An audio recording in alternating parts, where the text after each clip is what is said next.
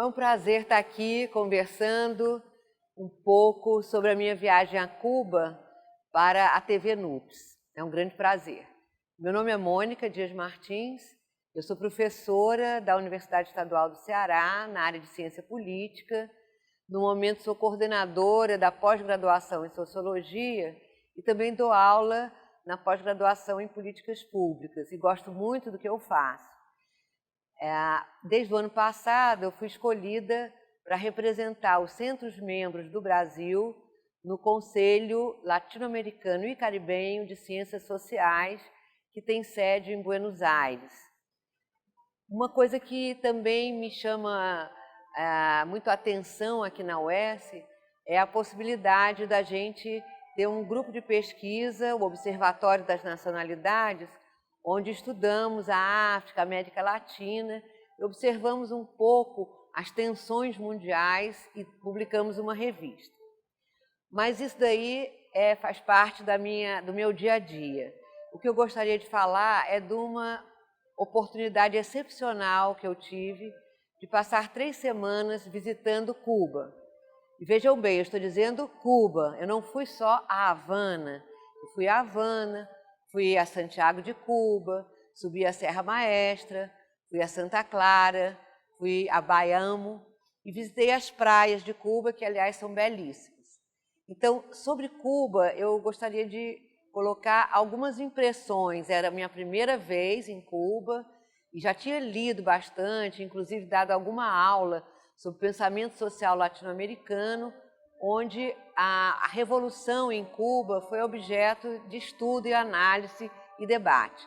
Mas eu nunca tinha ido a Cuba e fiquei, assim, de fato, bastante impressionada, né, com o que eu vi. A primeira lição ao chegar em Cuba é que muito pouco do que se passa dentro da sociedade cubana é divulgada.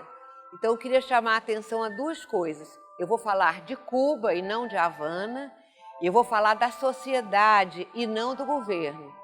Esses são pontos importantes porque durante as 3 semanas eu tive contato com pessoas de diferentes instâncias, de diferentes profissões, de diferentes lugares, desde dirigentes do Partido Comunista em Cuba até conversar dentro do ônibus, com viajantes, com comerciantes, com professores de música. Também visitei no campo, visitei um agricultor, colhi café, pilei café e bebi café com o seu Miguel, de 87 anos, e que na Sierra Maestra conheceu Fidel Castro e Che Guevara.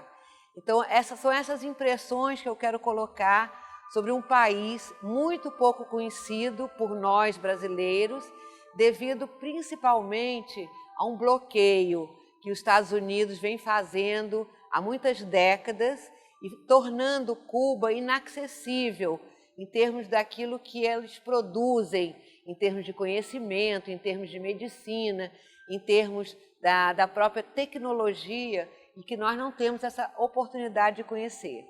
Essas 3 semanas foram inesquecíveis porque eu vi uma sociedade que conhece a fundo os seus próprios problemas.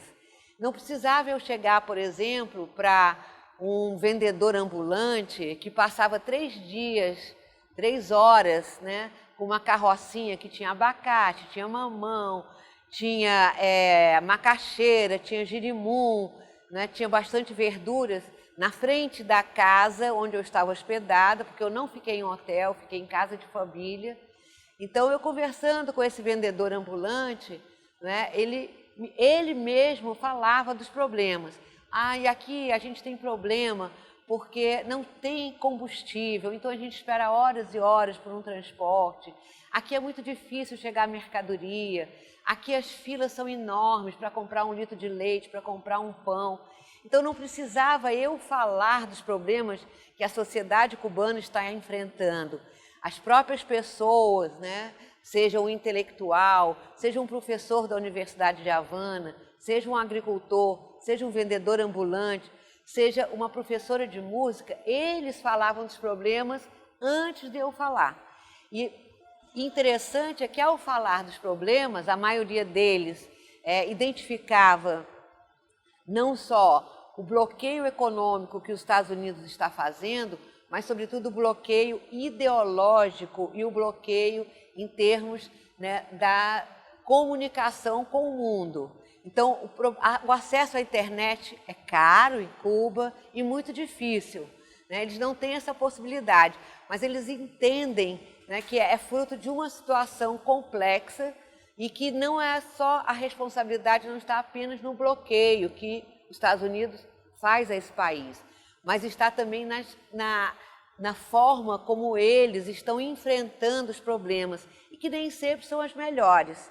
E eles dizem com clareza, né, que os problemas serão vencidos, porque Cuba não começou a Revolução em 1959. Cuba começou a Revolução em 1850, ainda no século XIX, lutando para se tornar independente do Império Espanhol.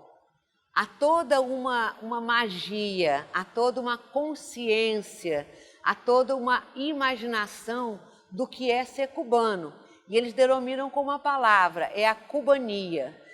Dizem claramente, nós não vamos copiar a União Soviética, quando ela era União Soviética e era comunista, não vamos copiar a China, não vamos copiar nenhuma república como a Alemanha Oriental.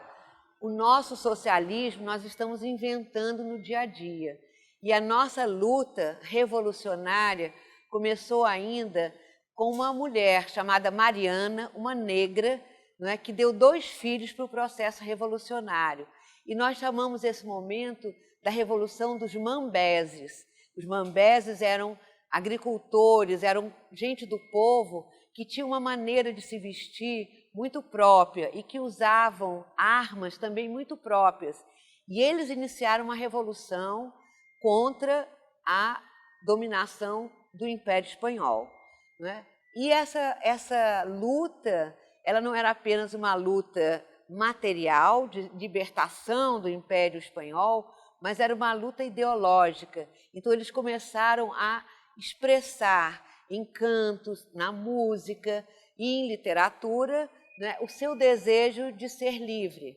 E um grande herói que considerado como o pai da pátria cubana e viveu no século XIX e chama-se José Martí.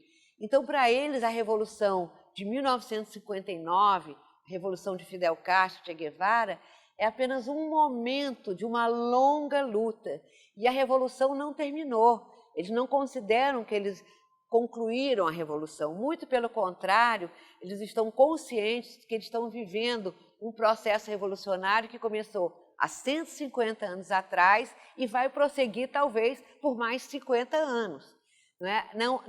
Não há a impressão, não há, vamos dizer assim, o orgulho de dizer que nós somos Cuba, uma república socialista, que nós temos o melhor índice de educação da América do Sul e do Caribe, da América Latina e do Caribe, que nós vencemos a alfabetização. Eles não têm esse orgulho, que nós temos a melhor medicina. Não, eles não têm orgulho disso. Eles têm uma solidariedade. E essas conquistas que nós fizemos, elas têm que servir para o Haiti, têm que servir para a Venezuela, têm que servir para a Bolívia, então para Angola, para Moçambique, porque Cuba jamais será livre, jamais será independente, jamais terá uma condição boa de vida para todo o seu povo, se também não ajudar outros povos do mundo a também terem acesso a melhores condições de vida. Essa solidariedade está profundamente ligada, né, esse espírito internacionalista está profundamente ligada vamos dizer assim, ao amor que eles têm à pátria cubana. Eu nunca vi tanta bandeira, a não ser nos Estados Unidos, como em Cuba. Se você vai num restaurante, se você vai numa loja, se você vai num ônibus, numa casa de família, é muito comum você encontrar a bandeira de Cuba e um espírito de realmente ter o carinho com os símbolos da pátria. O hino de Cuba é um hino que tem 5 estrofes e eles cantam como se estivessem cantando uma música qualquer, né? A riqueza de sons e de melodias, né, de você encontrar pessoas na rua cantando, me fez lembrar muito a alegria do povo brasileiro. Eu acho que a gente tem bastante coisas em comum, não é? Tanto na nossa culinária como no nosso jeito de ser, com o povo cubano. E é uma grande pena, não é, que a gente não possa ter um acesso ao dia a dia, ao cotidiano desse povo cubano, porque o boicote é um boicote também a que a gente não conheça, né, a forma como eles estão encontrando para sobreviver diante de um bloqueio, não é, que os afeta tanto do ponto de vista econômico como político e social e cultural. Então, eram um pouco essas as impressões que eu queria colocar sobre Cuba, daquilo que eu vivi durante 3 semanas, viajando por toda a ilha, de ônibus e a pé, né, indo para a serra, indo para o mar e convivendo com diferentes pessoas da sociedade cubana. Eu não estou trazendo impressões do governo, eu tive muito pouco contato com pessoas do governo. Eu estou trazendo impressões da sociedade cubana, daquilo que eu vi, daquilo que eu senti e do quanto eu me emocionei, não é, com a liberdade de um povo que sabe que ainda está longe de conquistar e que acredita que somente quando todo, né, o mundo for livre, eles também serão livres. Um outro momento muito importante, né, da minha temporada em Cuba foi o encontro anti-imperialista. Durante 3 dias, no dia 1º, 2 e 3 de novembro, 3.500 pessoas se reuniram no Centro de Convenções, em Havana, para discutir as lutas do mundo inteiro contra o imperialismo. Haviam representantes de 85 países e nesses 3 dias nós nos reunimos por temas. Por exemplo, eu tenho certeza que um dos temas mais polêmicos foi o tema da comunicação, né? O que significa hoje em dia todo esse controle, né, que existe através dos meios de comunicação e também toda uma tecnologia que está sendo construída, né, de monitoramento, de observação de tudo aquilo que nós fazemos. Uma outra comissão muito interessante foi a comissão que discutiu, né, as formas e estratégias de luta contra os vários imperialismos que existem, não só dos Estados Unidos, que é o mais presente na nossa região, na América Latina, mas há também o imperialismo, né, de outros países, por exemplo, dos países europeus, através, né, da OTAN, exerce um forte imperialismo, por exemplo, no norte da África e em toda a África. Há o imperialismo chinês, que também não deixa de ser presente e agressivo na Ásia. Então, foi toda uma discussão que nós tivemos durante 3 dias, né, e houve um resultado que está colocado na internet, né, para todo mundo saber qual foi a conclusão, porque o encontro consistia em grupos de estudo. Nesses grupos de estudo, todos tínhamos direito a falar e foi sistematizado nesse grupo de estudo as declarações e as propostas finais apresentadas e votadas numa assembleia. Eu fiquei extremamente surpresa, né, com esse encontro anti-imperialista e de solidariedade mundial, né, na medida em que nós estamos vivendo aqui conflitos seríssimos que começaram no Equador, que se expandiram para o Chile, né, agora estão na Bolívia, agora na Colômbia. Então, nesse momento onde na América Latina existem vários conflitos, um encontro desse em Havana, durante 3 dias, para discutir a solidariedade mundial, né, às nações e aos povos, né, que sofrem com o imperialismo, me pareceu uma oportunidade riquíssima de conviver com diferentes pessoas do mundo inteiro e de conseguir aprovar em 3 dias um manifesto com várias estratégias e possibilidades de uma luta mundial contra o imperialismo.